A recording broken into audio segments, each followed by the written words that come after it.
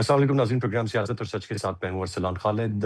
आज के प्रोग्राम में जिस तरह से हम कल जब गुफ्तगू कर रहे थे और उसके बाद से अब तक तमाम तर चीज़ें बहुत तेज़ी से तब्दील हुई हैं। कल की शाम तक ऐसी कोई इत्तला नहीं थी कि वज़ीर-ए-आज़म शहबाज शरीफ साहब या फ़ील्ड मार्शल आसिम मुनीर साहब स्विट्ज़रलैंड के लिए रवाना होंगे। कल तक की इत्तलात शाम तक की सिर्फ़ ये थी कि मोहसिन नकवी साहब जो हैं वो ईरान के दौरे पर थे और वहाँ से अब्बास अराग़ची साहब की रवानगी की हमें कन्फ़र्मेशन मिली थी। लेकिन इसके बाद से तमाम तर चीज़ें बहुत तेज़ी से तब्दील हुईं। कल हम अ, जेडी वेंस के हवाले से कंफर्म नहीं थे। उनके हवाले से जो खबरें आ रही थी वो ये थी कि वो 1-2 दिन के बाद या शायद आने वाले दिनों में स्विट्ज़रलैंड पहुँचेंगे। But now things have changed completely. इस वक़्त फ़ील्ड मार्शल आसिम मुनीर, वज़ीर-ए-आज़म शहबाज शरीफ साहब, अ, अब्बास अराग़ची साहब, बाक़र कालिबाफ ईरान से और इसके साथ-साथ जो अमरीकी वफ़्द है उसकी नुमाइंदगी जेडी वेंस कर रहे हैं। वहाँ पर हम कुछ मनाज़िर भी देख रहे हैं जो आपकी टेलीविज़न स्क्रीन्स पर लाइव नज़र भी आ रहे हैं।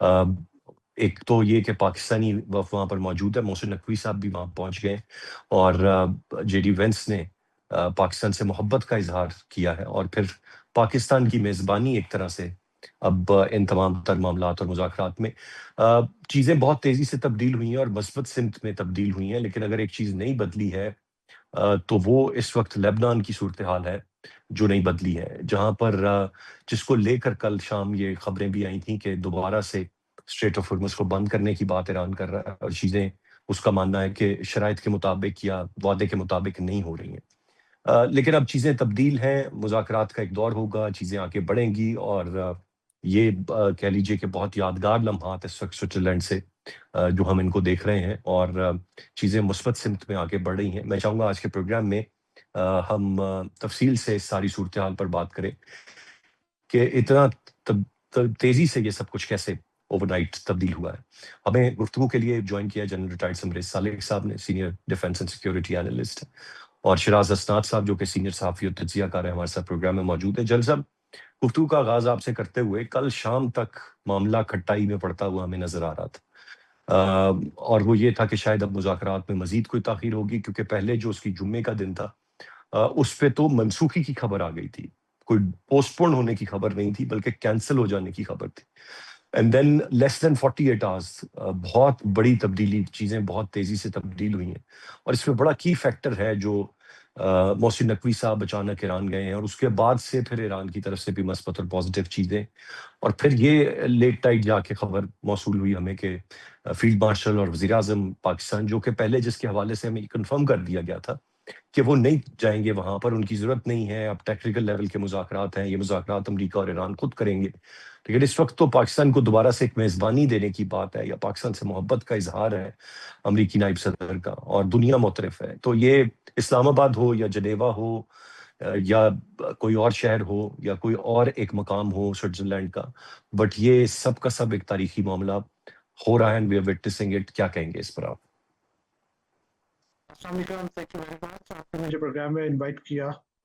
देखिए, इसमें कोई शक नहीं कि हम एक सोशल मीडिया के ज़माने में रह रहे हैं, जहाँ पे कि disinformation, misinformation, propaganda, over blowing जो छोटी बातें होती हैं, जो as far as derailing of the process is concern, तो मेरी तो शुरू से असेसमेंट ये थी कि चूँकि ये जो कंक्लूजन्स हो रहे हैं, जो एग्रीमेंट्स हो रहे हैं, जो एमओयू साइन हुआ है, ये साइन हुए हैं आउट ऑफ एग्ज़ॉस्शन।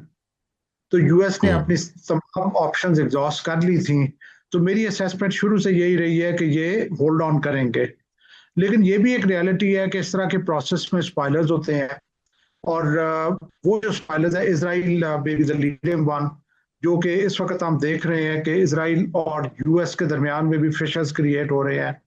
लेबनान के जी। फ्रंट के ऊपर जो क्लॉज़ 2 है इस मेमोरेंडम ऑफ अंडरस्टैंडिंग का, उस पे अभी तक अमल नहीं हुआ और वो इज़राइल अभी तक भी कह रहा है कि वो हमारे पे कोई इसका इम्पैक्ट नहीं होता। इन सारी चीज़ों को देखते हुए, जो मैं समझता हूँ कि यूएस के लिए इस वक़्त चैलेंज ये है कि उसने स्ट्रेट ऑफ होर्मुज़ में भी नॉर्मलिटी लानी है, बिकॉज़ ग्लोबल ट्रेड इम्पैक्ट हो रही है और दूसरी तरफ इज़राइल को भी रेन इन करना है। हुँ, मेरे ख्याल में ये छोटी-मोटी प्रॉब्लम चलती रहेंगी। जो डेवलपमेंट इसका आप ज़िक्र कर रहे हैं, ये एंटीसिपेटेड थी ऑल्दो एक दो दिन से कन्फ्यूजन चल रही थी, आज भी ये खबरें हैं कि ईरान कह रहा है कि हम मजीद नेगोशिएशन तब तक नहीं करेंगे जब तक क्लॉज 2 के ऊपर अमल नहीं होता, जो कि विच सेज के ceasefire on all war fronts including Lebanon. So जी जी। अब it is all up to US कि वो कितना ज्यादा इसराइल के ऊपर प्रिवेल कर सकते हैं।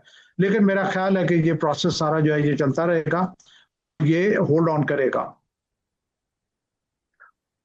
राइट, आपके ख्याल से ये होल्ड ऑन करेगा। मैं शिराज साहब की जानिब आऊंगा। शिराज साहब, your take on this, specially इसमें वजीर आजम और फील्ड मार्शल की रवानगी रात गए अचानक। आई एम श्योर कि कोई खबर नहीं थी, बट इनफैक्ट हमें बता दिया गया था कि वो नहीं वहां पर तशरीफ लेकर जा रहे। फिर ये अचानक से कैसे सब कुछ तब्दील हुआ है? What's your point of view on this, sir? Thank you very much, Arslan sir. There's a term which is like backdoor diplomacy. जो हमें फ्रंट पे सारी चीजें नजर आ रही होती हैं, तो some time these things are not actually quite, they are not showing up the clear picture for that. तो यहाँ पे एग्जैक्टली यही हुआ जिसमें पाकिस्तान का बहुत कलीदी किरदार है। और इसमें जो बैकडोर डिप्लोमेसी में जो बहुत बड़ा रोल प्ले किया वो मोहसिन नकवी का था। Like he was the way he was just conveying the messages directly, और ईरान की लीडरशिप के साथ जिस तरह उन्होंने रब्ता किया। और इसी में देखिए, शुरू में आप देखें तो Pakistan was quite on the forefront, और पाकिस्तान के साथ कहीं पे आपको कोई और नेशन नजर नहीं आ रही थी। मगर वहीं पे जो बैकडोर डिप्लोमेसी थी वो कतर कर रहा था, बिकॉज तकरीबन 12 अरब से जायद के जो ईरानियन एसेट्स हैं, 12 अरब डॉलर से जी। जायद के, वो कतर में फ्रीज हैं। और कतर वाज द पॉइंट जिसने ये गारंटी दी कि ठीक है कि जैसे ही अमेरिकन उन्हें गो एट देंगे और ये नेगोशिएशन फाइनलाइज होगी, तो वो उसके पहले स्टेप में उनमें से $6 बिलियन के एसेट्स जो है वो अनफ्रोजन कर देंगे। और ये वो स्टेप्स थे जिसकी वजह से काफी चीजों पे ईरानियों ने अपना रोल प्ले करना शुरू किया। They came out with a number of negotiations. उसके बाद जी। जिस तरह ईरानियन लीडरशिप ने अपने जो सुप्रीम लीडर हैं उनको कन्विंस किया, और फिर उसके बाद सारी चीजों पे सामने आया। और फिर जब आहिस्ता आहिस्ता वो 14 ने कहा दुनिया के सामने खुले Islamabad memorandum for understanding, then the people realise कि इसमें क्या फैक्टर है। देखें, जो प्रॉब्लम क्रिएट हो रही थी उसमें सबसे मेजर प्रॉब्लम था Israel continuously attacking on Lebanon, और वो खुल्लम खुल्ला सीज फायर की वायलेशन थी। ईरानियंस ने उसी वजह से अपनी सारी चीजें कैंसिल की थी। प्लस ये भी थी कि जब पाकिस्तानी डेलीगेशन से पहले Iranian delegation they were on their way, like वो बिल्कुल जहाज में चेक इन करने लगे थे, तो उसी वक्त उन्हें पता चला कि लेबनान पे दोबारा स्ट्राइक किया इसराइल ने, और उसके जवाब में उन्होंने एज अ प्रोटेस्ट नहीं किया। और उस पे फिर जो अमेरिका का स्टांस था, like the way American snub the Israel, और खास तौर पे प्रेसिडेंट ट्रम्प ने जिस तरह इसराइली प्राइम मिनिस्टर नेतन्याहू को स्नब किया है और क्रिटिसाइज किया है, और उन्हें बताया है, और फिर जेडी वैंस ने बताया कि दुनिया में वो वाहिद शख्स है जिनसे दुनिया सबसे ज्यादा नफरत करने वाले शख्स हैं, और वो अमेरिकन और अमेरिकन प्रेसिडेंट ही वो वाहिद हैं जो उन्हें सपोर्ट कर रहे हैं और कहीं ना कहीं उनको हेल्प आउट कर रहे हैं। तो इसराइल को इन चीजों को रियलाइज करने का, अमेरिकन को इसराइल के ऊपर एक और बहुत ज्यादा इस पर जो गुस्सा चढ़ा हुआ है वो ये है कि इस पीस एग्रीमेंट के ऊपर जो इसराइली पार्लियामेंटेरियंस ने प्रेसिडेंट ट्रंप को बहुत बुरा भला कहा है और बहुत उन्हें क्रिटिसाइज किया है, वो भी बहुत ज्यादा अमेरिकन को ये चीजें हैं। तो अमेरिकन का जो रिएक्शन था against Israel on the attacks of Lebanon, वो एक बहुत हौसला अफजा चीज थी जिसपे कतर और पाकिस्तान ने फिर उन्हें दोबारा कन्विंस किया, and Iranians are agreed upon, जिसके बाद ये सारे के सारे मुज़ाकरात हुए हैं। और अब इसका पहला दौर चल रहा है। अब ये देखें कि अभी जब जेडी वैंस ने बात की है, तो जिस तरह उन्होंने फील्ड मार्शल को अप्रिशिएट किया, उन्होंने कहा है कि मेरी बीवी चूंकि इंडियन है इसलिए मैं उससे बहुत प्यार करता हूँ, और दूसरा पाकिस्तान से मेरा प्यार फील्ड मार्शल की वजह से है। तो फील्ड मार्शल से उन्होंने कहा कि मैं शायद अपनी बीवी से भी ज्यादा 3 महीने सबसे ज्यादा अगर किसी से इन टच रहा हूँ और मैंने कोई बातें की हैं तो फील्ड मार्शल से की हैं। ये वो ट्रस्ट था, ये वो एक परसेप्शन है, ये वो एक हमारी डिप्लोमेटिक विन है जिसमें आज पूरी दुनिया जी। को साबित हुआ है कि हमारा जो एटॉमिक प्रोग्राम है वो सिर्फ हमारी सेफ्टी और पीस के लिए, और we are the one who can actually stop the third world war. जंग साहब, एक चीज जैसे आपने खुद ही अपनी गुफ्तगू में अभी स्पॉयलर्स के किरदार की बात की, तो ये इसराइल और मामला ये सारा का सारा कहाँ स्टैंड करता है? Obviously they not part of this MOU. गो के ईरान का मानना है कि ये एमओयू में तमाम तर शिकें ईरान की फेवर में हैं। अमेरिका कह रहा है कि जी ये हमारी विन है। डोनाल्ड ट्रंप कह रहे हैं कि मजबूर होकर ईरान ने ये सब कुछ किया, जो सब कुछ अपनी जगह पे, लेकिन the main spoiler is Israel. We know it for a fact, और वो इस सब का हिस्सा नहीं है। और अमेरिका की नाराजगी के बावजूद वो एक वहां से पैगाम दे रहा है बार बार स्ट्राइक्स करके कि उसको इस एमओयू से कोई फर्क नहीं पड़ता, उसने जो करना है वो ये जारी रखेगा। सो अब इसराइल को किससे कंट्रोल कर रहा है और किस तरह से कर रहा है, दैट्स द मेन क्वेश्चन। देखिए अरसलान, ये तो एक रियलिटी है कि इसराइल ने अमेरिका को इस जंग में धौंसा, और एक पीस प्रोसेस जारी था, टॉक्स हो रही थी। जब वो कंक्लूजन पे पहुंचने लगी तो इसराइल ने अटैक कर दिया। सो वर्चुअली एक फेट अकम्पली दी इसराइल ने अमेरिका को, और उनके लिए कोई ऑप्शन नहीं थी but to enter the war. ये भी एक रियलिटी है कि वॉर बहुत बुरे तरीके से बैकफायर हुई है, ना वो अपने ऑब्जेक्टिव्स अचीव कर सके हैं, बल्कि ईरान ने सुपीरियर स्ट्रेटजी अडॉप्ट करते हुए एक तो जंगी फेज में उन्हें बहुत ज़्यादा नुकसान पहुंचाए, और दूसरा ये था कि स्ट्रेट ऑफ हॉर्मुज़ को ब्लॉक करके उसने इस बायलैटरल वॉर को ओवरऑल दुनिया के लिए एक चैलेंज क्रिएट कर दिया। ये वो एक इशू था जिसके लिए अमेरिका के लिए क्रिटिकल था कि स्ट्रेट ऑफ हॉर्मुज़ में नॉर्मलसी आए, और जो जल्दी थी और हेज थी वो अमेरिका के पार्ट पे थी कि जल्दी एमओयू हो, रादर देन ईरानियंस के पार्ट पे। ईरानियंस ने बहुत आई वुड से कि रिजॉल्व डिस्प्ले किया, उन्होंने किसी डराने धमकाने में नहीं आए, और उन्होंने अपने टाइम के ऊपर ये सारा कुछ किया। सो हैविंग सेड दैट, इसमें कोई शक नहीं कि इसराइल के ऑब्जेक्टिव्स डिफरेंट हैं, यूएस के ऑब्जेक्टिव डिफरेंट हैं। इसराइल एक वो ग्लोबल बुली है जो कि इस वक्त क्रिएटर को आंखें निकाल रहा है, लेकिन यह है कि इसराइल का सर्वाइवल भी यूएस की सपोर्ट के बगैर बहुत मुश्किल होगा। तो इसलिए ultimately Israel will have to come on the board. वो इस वक्त तो इसका हिस्सा नहीं है, लेकिन चूंकि America is a super power, Israel उसका एक स्मॉलर फिडल है जिसके कोई पर्टिकुलर ऑब्जेक्टिव्स हैं मिडल ईस्ट के विज़ावी। तो इसलिए इसराइल को एट इट्स ओन सारा कुछ करना ये मुमकिन नहीं होगा। इसराइल अपने कुछ ऑब्जेक्टिव्स अचीव कर चुका है, दैट इज अपनी पैरामीटर ऑफ सिक्योरिटी को एनहांस करने का, एक्सपैंड करने का। बाकी इसी गांव में कुछ हो सकता है कि थोड़ा बहुत वो कुछ और कर ले, लेकिन हमें जो रियलिस्टिकली ये एंटिसिपेट करना और एक्सपेक्ट करना है कि कॉन्फ्लिक्ट या लड़ाई जीरो पे नहीं जाएगी। चाहे मतलब जब ये जो 60 डेज है इसमें थोड़ा बहुत जो एब्रेशंस हैं, थोड़ी बहुत वायलेशंस होती रहेंगी, लेकिन ये है कि अल्टीमेटली आई एम श्योर कि ये 60 डेज के बाद इनका कोई ना कोई एग्रीमेंट कंक्लूड हो जाएगा। लेकिन जन साहब, जो लेबनान का मामला है उस पे तो को 25 किलोमीटर तक का इलाका कब्जे में ले लेने की बात है, मुसलसल स्ट्राइक्स करने की बात है, and that this is not being stopped. और इस पे ईरान का मौकिफ बड़ा वाज़ेह है, मतलब वो ऐसा नहीं है कि सिर्फ अपने फायदे के लिए चीजें देख रहे हैं। जिस तरह अभी शराज साहब ने भी फरमाया कि वो जंगबंदी है तमाम फ्रंट्स पर जहां जहां जंग लड़ी जा रही है। लेबनान की वजह से ही सीज फायर के बावजूद कुछ अर्सा पहले हमने देखा था कि ईरान ने मिसाइल दाग दिए थे इसराइल पर, जब अचानक फिर डोनाल्ड ट्रंप ने मीडिया टॉक भी की और फिर इसराइल ने भी जवाब दिया। तो ये सिलसिला किस तरह से रुकेगा? लेबनान को तो वो वहां पर मामलात रोकने के लिए तैयार नहीं है। कल तक के जो फिगर्स थे मेरे पास उसमें तकरीबन आप कह लें 30 से जायद चाहतें थी इन स्ट्राइक्स के जरिए जो लेबनान में हुई हैं, and this is a big number. तो ये किस तरह रुकेगा? क्वेश्चन जन फॉर मी? साहब। जी जी यस जी। सर। देखिए अरसलान, दो चीजें नजर आती हैं। एक तरफ तो ये है कि प्रेसिडेंट ट्रंप जो है वो एक्सप्लॉइटेबल है, कुछ ऐसे लेवरेजेस नेतन्याहू के हाथ में हैं जिनको वो एक्सप्लॉइट करते हुए मजबूर कर रहा है प्रेसिडेंट ट्रंप को वो कुछ करने के लिए जो वो नहीं करना चाह रहे। जून 25 की जंग में भी प्रेसिडेंट ट्रंप ने फाउल लैंग्वेज यूज की थी अगेंस्ट इसराइल, अभी भी उन्होंने की है।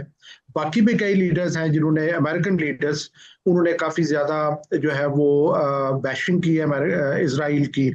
तो ये सारा प्रोसेस जो है वो चल रहा है। अब इसमें देखिए इसराइल ने बहुत स्मार्टली, मैं ये कहूंगा कि अगर अमेरिका ने सब कुछ मोस्टली लूज किया है इस जंग में, मेरी असेसमेंट में, तो इसराइल ने लॉसेस के साथ साथ कुछ गेन भी किया है। इसराइल ने थ्रू आउट कोशिश की है कि वो अपने पैरामीटर ऑफ सिक्योरिटी को एनहांस करे। उसने ये जो इलाका जो है वो लेबनान का लिया है, सदर्न लेबनान का, बेसिक पर्पस इसका यही है कि एक बफर जोन टाइप बन जाए और अपने एरिया को और ज्यादा वो एक्सपैंड करे। वो उसने डेफिनेटली अचीव किया है। लेकिन इस जंग की सूरत में या इसके कंक्लूजन में जो वो बड़े ख्वाब देख रहा था, ग्रेटर इसराइल, कि मैं ईरान को सबड्यू करके तो फिर मेरी हर लिहाज से there is nothing stopping me, वो मेरी असेसमेंट में बहुत, वो जो है वो तो it can only be a dream now, शायद वो इतनी आसानी से ना हो सके। बाकी चूंकि इसराइल को अमेरिका ने ही कंट्रोल करना है, अमेरिका के लिए मजबूरी है कि इस जंग को रोका जाए, जैसे मैंने पहले जिक्र किया स्ट्रेट ऑफ हॉर्मज़ के कॉन्टेक्स्ट में। सो इसलिए अमेरिका के पास ही लेवरेजेस है कि वो इजराइल को ऑन बोर्ड ले। और जब ये नेगोशिएशंस हुई हैं तो उस वक्त भी यही था कि अमेरिका चूंकि बड़ा पार्टनर है इस जंग का, दूसरी तरफ ईरान है, इसराइल जो है वो छोटा पार्टनर है। तो अमेरिका का ये ऑब्लिगेशन बनती है कि वो इसराइल को ओपन करे।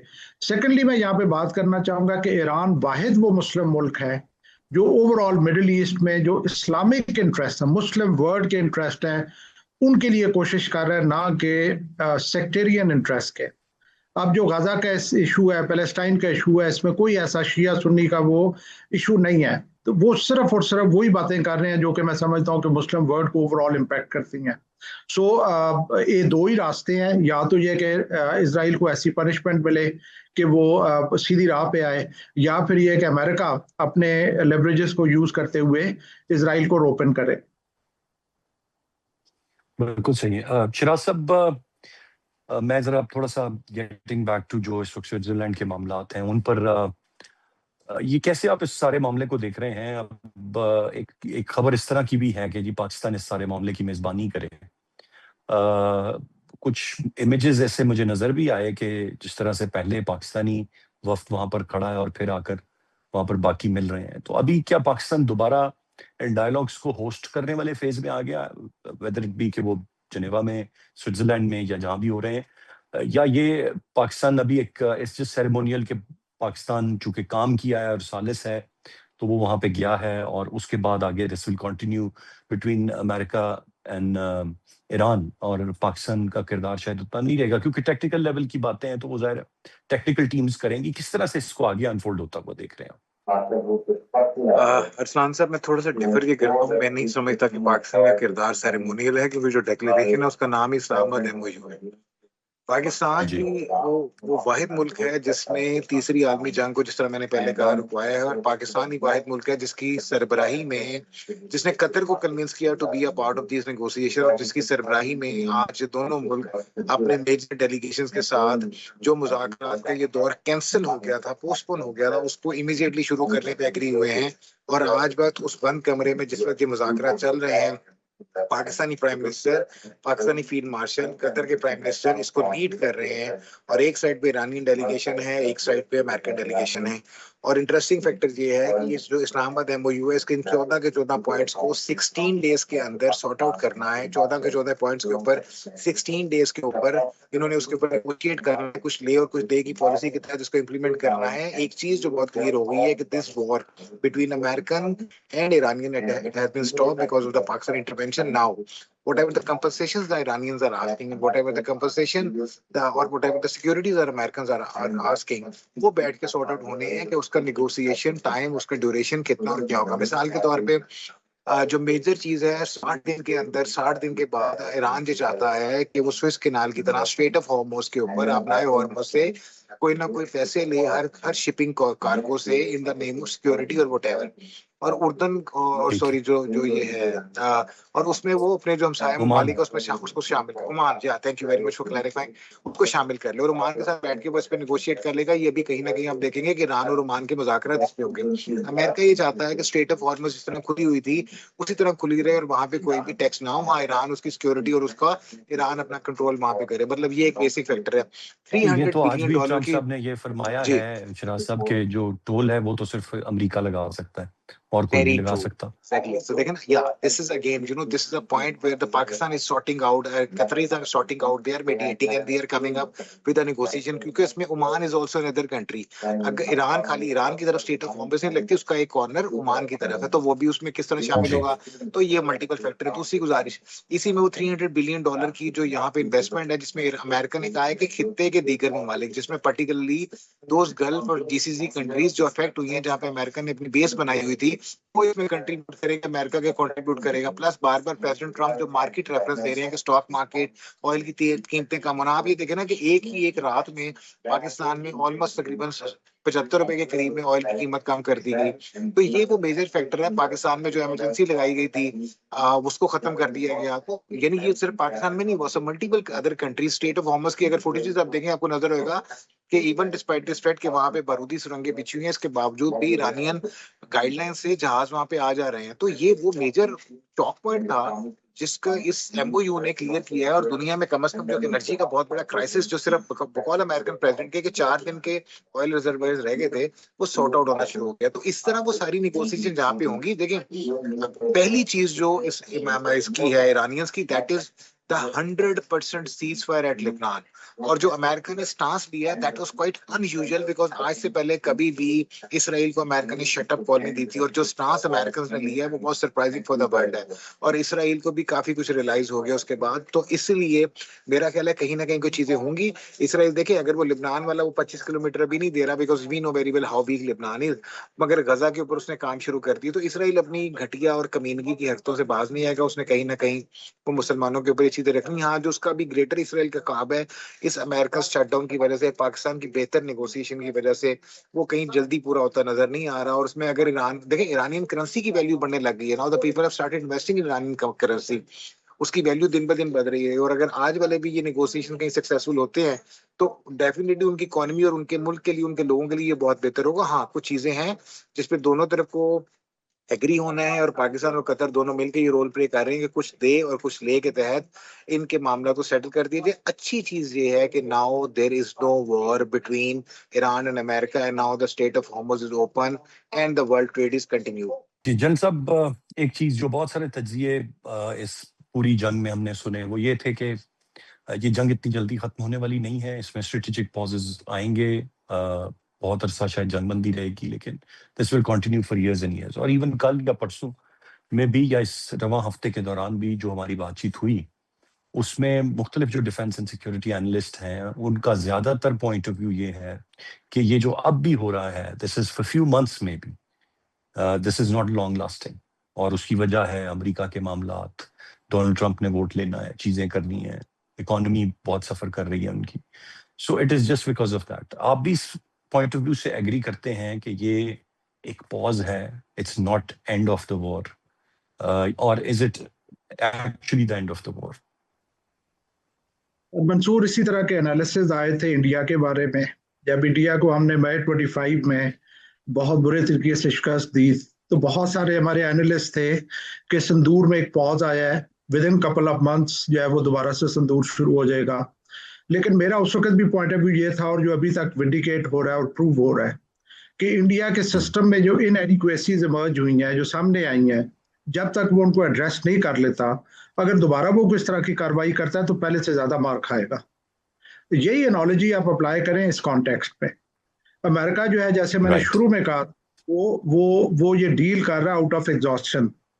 उसने अपने तमाम जो ऑप्शन एग्जॉस्ट कर लिए हुए हैं।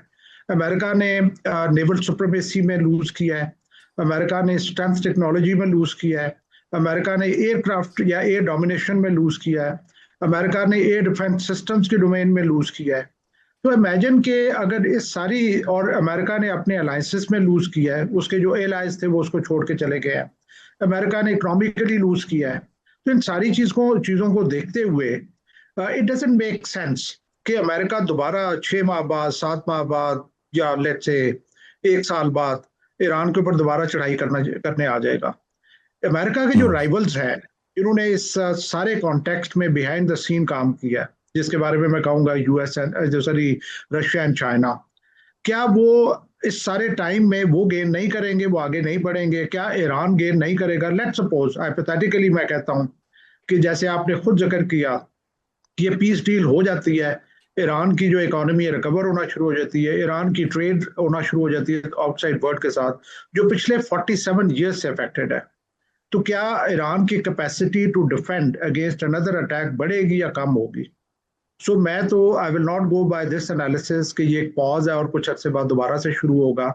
मेरा ख्याल है कि जो उन्होंने अपनी ऑप्शंस एक्सरसाइज करनी थी वो कर ली है, उससे कुछ नहीं हासिल किया। अच्छा जनरल साहब, इस पे एक और बात, जनरल साहब एक और बात इस पे ले लें, वो दूसरी भी बात को आप आंसर कर दें, इस पे भी अपना पॉइंट ऑफ व्यू दे दें। वो ये कि अब अमेरिका इससे बाहर हो जाएगा और ये अब बराह रास्त इसराइल और ईरान की जंग होगी, ऐसा कुछ होता हुआ देख रहे हैं? देखिए, अब आप जस्ट इमेजिन कि इसराइल एक छोटा मुल्क है, America is an umbrella. America के अम्ब्रेला के साथ अगर इसराइल वो कुछ नहीं हासिल कर सका जो वो करना चाह रहा था, तो अमेरिकन अम्ब्रेला के बगैर वो क्या हासिल कर लेगा? मेरा नहीं ख्याल कि ये रियलिस्टिक असेसमेंट है कि अमेरिका निकल जाएगा और इसराइल 1-to-1। यस, जो है ना डोमेन अनकन्वेंशनल वॉर की, प्रॉक्सीज और ये जो टेररिज्म और उस तरह की चीजें, डेफिनेटली वो तो मैं ये कहूंगा कि वो जारी रहेंगी। और हमारे कॉन्टेक्स्ट में भी इंडिया ने जब कन्वेंशनल डोमेन में उसके हाथ बंद गए, तो उसने अनकन्वेंशनल डोमेन को अपस्केल किया। उस तरह की एक्टिविटीज यस हो सकती है, clandestine operations, intelligence operations, effort to unseat the regime, वो इसराइल डेफिनेटली कर सकता है। लेकिन ये कि कन्वेंशनल वॉर या Israel without support of America, मेरा नहीं ख्याल कि इसराइल सोच सकता है। राइट। शिराज साहब, चूंकि आपने अभी पिछले जवाब में बड़ा वाज़ेह तौर पर बताया कि ईरानियन करेंसी इंप्रूव हो रही है, people are investing into that. एक और कल की खबर थी, कितने अरब डॉलर का तेल 4 दिन में ईरान ने बेचा है। ये जब मंडे ऑनवर्ड्स जब ये इस हवाले से खबरें आई, अब ईरान का मानना ये है कि और ये उनके सुप्रीम लीडर का भी एक स्टेटमेंट था कुछ अर्सा पहले जो मेरी नज़र से गुजरा, और वो बड़ा वाज़ेह था कि जो ये वेस्ट का एक ख्वाब था, डरावना ख्वाब था, वो सच साबित हुआ है और ईरान एक ताकत बनकर उभर आया है।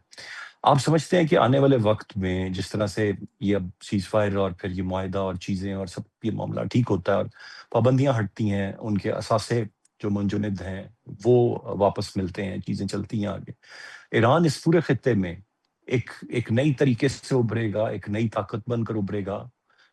इसी तरफ क्या इशारे मिल रहे हैं और इसी तरफ आपका तज्जिया भी है? देखिए रिजवान साहब, इसमें कोई दो राय नहीं है। मैं ये समझता हूँ कि इस जंग में जो नफसियाती और फौजी बर्तरी ईरान को हासिल हुई है अगेंस्ट अमेरिका, वो कहीं नहीं थी। और जिस तरह अमेरिकन खुल के सामने आए हैं, मन नजर आ रहा है कि कहीं ना कहीं आने वाले दौर में एक अमेरिकन डाउनफॉल स्टार्ट होगा, तो that's because of this war with Iran. और ईरान की बाजिया एक बर्तरी नजर आई, even though they lost a lot of things. मतलब काफी हद तक जो उन्हें बहरी नुकसान हुआ है, उन्हें फजाई नुकसान हुआ है, मगर the strategy which they opted to fight this war, that was tremendous and that made them superior. मतलब एक सुपर पावर के केस में वो कहीं ना कहीं स्टैंड करके उन्होंने एग्जिस्ट किया। अब अमेरिका, ईरान का सर्वाइवल इस चीज में है कि उसकी इकोनॉमी सर्वाइव करे। देखें, और ईरान की इकोनॉमी सिर्फ एक सूरत में सर्वाइव कर सकती है, where they will be allowed to ship and transport their oil. अगर ईरान की ऑयल इंडस्ट्री ग्रो करेगी तो फिर उसकी जो है वो इकोनॉमी ग्रो करेगी। और ईरान के, बस हम उसके बहुत बड़े खरीदार हैं, हमारे हमसाए उसके खरीदार हैं, चाइना उसका बहुत बड़ा खरीदार है और बाकी जगह उसकी है। और वो जब इंडस्ट्री ग्रो करेगी तो इस कंपटीशन की वजह से जहाँ पे एक तेल की कीमतें कम होंगी, वहां पे एक म्यारी और बेहतर तेल भी मिलेगा और हमें बहुत मिलेगा। और उसका एक और चीज बहुत इंपॉर्टेंट है कि जब ईरान से पाबंदियां हटेंगी तो जो हमारा बड़ा मेजर फैक्टर है पाक ईरान गैस पाइपलाइन का, जिसकी हमें बहुत बड़ी रॉयल्टी मिलनी है, और जो ईरान तक आ गई हुई है, और हमारा डिस्प्यूट भी उस पर हमसे चला था क्योंकि हमने अपना वो काम नहीं किया था, तो वो एक बहुत बड़ा एज हमें मिलेगा कि हमें भी उसका इकोनॉमी का फायदा होगा, क्योंकि हमारा नेबर अगर स्ट्रांग होगा तो उसका इम्पैक्ट कहीं ना कहीं हमारी इकोनॉमी भी आएगा। और ईरान का financially, economically, socially, strategically strong होना इस वक्त हमारे मुफाद में, क्योंकि ईरान ने बिल आखिर ये रियलाइज कर लिया है कि Pakistanis are their true friend. बिल्कुल। तो यकीनन आपने जो पाक ईरान गैस पाइपलाइन की बात की, this is one thing, many other things as well जो कि तब्दील हो सकती हैं। अब मुझे थोड़ा सा टुवर्ड्स द एंड शिराज साहब सिर्फ ये बता दीजिएगा कि हाउ डू यू सी कि ये अभी जो स्विट्जरलैंड में पाकिस्तान आर्मी चीफ और वजीर आजम का दौरा है, इसको कितना देख रहे हैं आप और कितना किरदार देख रहे हैं, और ये क्या है इसमें आगे, व्हाट कैन वी एक्सपेक्ट अभी सर इन ये कमिंग फ्यू बिल्कुल आवर्स? जी, मेरा ख्याल है कि you can't expect the results immediately, but definitely it will take some time. You have a time for 60 days and the things will be finalized in those days. तो मेरा ख्याल है कि कहीं कोई इतराज होगा, कोई मसला होगा। देखिए अचीवमेंट क्या थी? अचीवमेंट ये थी now the world is safe from the world war 3। Achievement ये थी कि there is a peace in Iran, there is a peace at US. Achievement ये थी there is a peace in the region. Achievement ये थी कि now there is no war, there is ceasefire. अब इसके सेकंड थर्ड स्टेप्स क्या हैं? उसमें डेफिनेटली ईरान की रिजर्वेशंस हैं, अमेरिकन की रिजर्वेशंस हैं। अमेरिकन चाहते हैं कि स्टेट ऑफ होमस पे टैक्स ना लगे, ईरान चाहता है कि वहां से भी आमदनी आए। अमेरिकन एक लिमिटेड एक्सेस उसको दे रहे हैं, ईरान ज्यादा एक्सेस चाह रहा है। और मेजर चीज यूएस चाहता था ईरान न्यूक्लियर हथियार ना बनाए, ईरान ने काम तो पहले भी नहीं बनाना चाहते थे, अब भी नहीं बना रहे। मतलब वो चीज जो वो भी वही कह रहे थे, वो भी कह रहे थे, वो पाकिस्तान ने बिठा के दोनों को समझा के सॉर्ट आउट करा दी। और कतरीज की इन्वॉल्वमेंट एक गारंटी है, which would be the guarantee from the Pakistan side to Iran and America के जो फ्रोजन एसेट्स हैं वो रिलीज होंगे, प्लस ईरान की रीबिल्डिंग के लिए। तो मेरा ख्याल ये है कि पाकिस्तान का रोल थ्रू आउट खत्म नहीं होगा। ये जितने भी मुज़ाकरात आप देखेंगे, जहां पे भी डेडलॉक होगा, जहां पे भी प्रॉब्लम्स होगी, Pakistan would be the only country which will be sorting it out. और इंशाल्लाह ताला under the leadership of field marshal, under the leadership of prime minister, you will see it out कि हमें बहुत बड़ी कामयाबी इसमें मिलेगी। और आखिरी चीज, ये पहला स्टेप है जो हमारी इस वक्त रीजन में इंपॉर्टेंस बन गई है, दुनिया में इंपॉर्टेंस बन गई है। दुनिया की सुपर पावर दोनों इस वक्त हमारा नाम ले रही हैं। Don't forget Chinese and whatever we have done. हमने बहुत अकलमंदी की कि हमने चाइनीज को हर चीज में लूप में रखा है।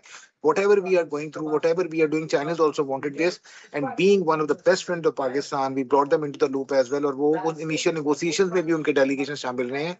तो उससे बेहतर हमारा कोई दोस्त हो ही नहीं सकता। तो वो हमारे साथ हैं। दुनिया की जो एग्जिस्टिंग सुपर पावर है वो हमें अप्रिशिएट कर रही है। तो the world has seen that what is Pakistan now. And मेरा ख्याल है कि आने वाले दौर में बहुत ज्यादा रेजोल्यूशंस पाकिस्तान जो है वो सॉर्ट आउट करवाता आपको नजर आएगा। सफारती महाज पे एक बहुत बड़ा मुकाम बनेगा और ये चीज हमें हेल्प आउट करेगी while bringing the international investment into the Pakistan, while ensuring people that because we are the one who are negotiating, who are mediation between the countries issues. So let's come up over here and we are giving you the guarantee for like to safe investments. On this positive note जी मैं शुक्रिया अदा करना चाहूँगा अपने दोनों respectable guest का, general retired Samrez Salik साहब, शराज अस्ताद साहब। नाज़रीन, गुफ्तगू आपने सुनी। आज के प्रोग्राम से इतने। इरशाद खालिद को इजाज़त दीजिए। अल्लाह ने के पास।